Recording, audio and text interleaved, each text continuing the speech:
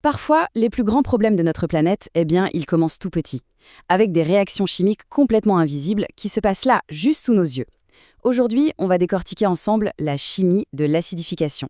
On part d'une simple molécule pour arriver à un problème global.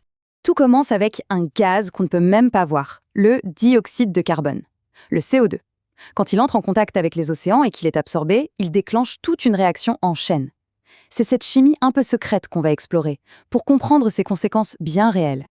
Bon, alors plongeons dans le vif du sujet. Pour comprendre ce qui se joue à l'échelle mondiale, il faut d'abord revenir à la base, à ce qui se passe dans une simple goutte d'eau. Qu'est-ce qui arrive vraiment quand quelque chose se dissout? Alors, quand un sel, comme le sel de table par exemple, se dissout, il ne disparaît pas. En fait, il libère des petites particules chargées électriquement. On les appelle des ions. Il y a les cations qui ont une charge positive et les anions avec une charge négative. Et là, il y a une règle d'or en chimie, c'est que tout ça, ça doit rester neutre. Les charges positives et négatives doivent toujours s'équilibrer. Prenons un exemple pour que ce soit plus clair. D'un côté, on a l'ion magnésium. Lui, il a 2 charges positives. De l'autre, l'ion iodure, avec une seule petite charge négative. On voit tout de suite le problème, non? Si on met juste un de chaque ensemble, les comptes n'y sont pas. La solution ne serait pas neutre. Alors, comment la nature fait pour résoudre ce petit casse-tête? Comment est-ce qu'on arrive à cette fameuse neutralité électrique? La solution, en fait, elle est assez simple et logique. Pour un ion magnésium qui a ses 2 charges positives, il va falloir non pas un, mais bien 2 ions iodures, chacun avec sa charge négative. Comme ça, on a bien 2 plus et 2 moins. L'équilibre est parfait. Et on obtient un composé stable, l'iodure de magnésium, ou MgI2. Ok, donc on sait ce qu'il y a dans l'eau. Mais pour savoir combien il y en a, les chimistes utilisent un mot-clé, la concentration. C'est une notion fondamentale. Mais la vraie question, c'est comment on la mesure, cette concentration, surtout quand la substance qu'on cherche est totalement invisible. Allez, on passe à la deuxième partie. On va voir maintenant comment on s'y prend concrètement pour mesurer ces concentrations. Comment on arrive à voir l'invisible? Eh bien, la réponse se cache dans la lumière et la couleur. Et voici l'outil magique pour ça, le spectrophotomètre. Le principe est vraiment très malin.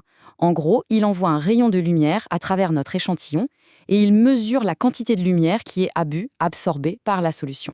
Décortiquons un peu le processus. Tout commence avec une source de lumière blanche. Ensuite, une sorte de prisme, qu'on appelle un monochromateur, va venir sélectionner une seule couleur, une seule longueur d'onde, très précise. Ce rayon de couleur va traverser notre échantillon. Et si la solution contient une substance colorée, elle va absorber une partie de cette lumière. Et à la fin, un capteur mesure ce qu'il reste de lumière. Et ça nous donne une valeur, l'absorbance. Et c'est là qu'une loi super puissante entre en jeu, la loi de Beer-Lambert. Ce qu'elle dit est finalement assez simple. Pour des solutions qui ne sont pas trop concentrées, la quantité de lumière absorbée est directement proportionnelle à la concentration. Pour le dire plus simplement, plus il y a de substances dans la solution, plus elle va absorber de lumière. Logique.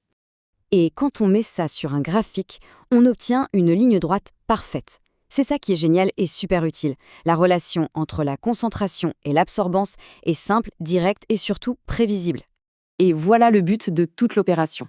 Une fois qu'on a tracé cette droite, qu'on appelle une droite d'étalonnage, on peut prendre n'importe quel échantillon dont on ne connaît pas la concentration, on mesure son absorbance, on la reporte sur le graphique, et hop, on peut lire directement sa concentration. C'est grâce à des techniques comme celle-ci que les scientifiques peuvent suivre des changements chimiques parfois minuscules, mais absolument cruciaux pour notre environnement. Et maintenant, on va faire le lien. On va voir comment ces concepts de chimie et de mesure nous permettent de comprendre un enjeu planétaire. On revient à notre point de départ, l'impact global d'une toute petite réaction chimique. Regardez cette expérience, elle est toute simple, mais très parlante. Il suffit de souffler avec une paille dans un verre d'eau qui contient un indicateur de pH. Eh bien, le dioxyde de carbone de notre propre souffle suffit à faire virer la couleur. On passe du vert, qui est neutre, au jaune, qui est acide. C'est la preuve visible, sous nos yeux, que le CO2 rend l'eau plus acide. Maintenant, imaginez cette même réaction, mais plus dans un petit verre d'eau. Non, à l'échelle de tous les océans de la planète.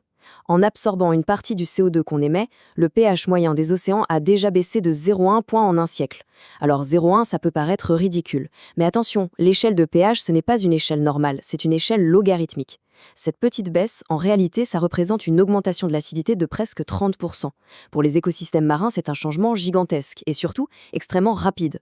Et forcément, les conséquences sont désastreuses. Le plancton, qui est vraiment la base de toute la vie marine, a de plus en plus de mal à fabriquer son squelette en calcaire.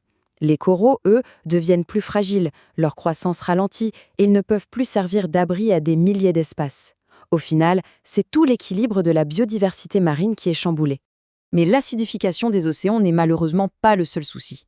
D'autres polluants dans l'air créent un autre phénomène tout aussi destructeur, un phénomène où la pluie elle-même devient un problème. Le cycle est assez simple à comprendre.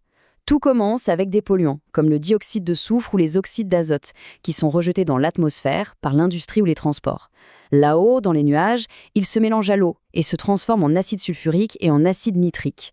Ces nuages, chargés d'acide, peuvent voyager sur des centaines de kilomètres avant de relâcher leur contenu sous forme de pluies acides. Et le résultat, il est catastrophique. Le pH des lacs peut s'effondrer, parfois jusqu'à devenir aussi acide que du jus de citron. Ça tue toute la vie aquatique. Ces pluies s'attaquent aussi aux forêts, et même à nos villes, en rongeant la pierre et le métal de nos bâtiments et de nos monuments. Tout ça nous amène à une conclusion importante. Comprendre ces mécanismes chimiques, ça nous fait prendre conscience d'une chose, la fragilité incroyable des équilibres naturels et l'impact bien réel, bien direct de la pollution sur nos écosystèmes. En fin de compte, des principes de chimie tout simples nous aident à poser un diagnostic sur l'état de santé de notre planète. Et ça laisse une question en suspens. Quels autres changements invisibles tout aussi importants pourrait-on déceler si seulement on savait où et comment regarder ?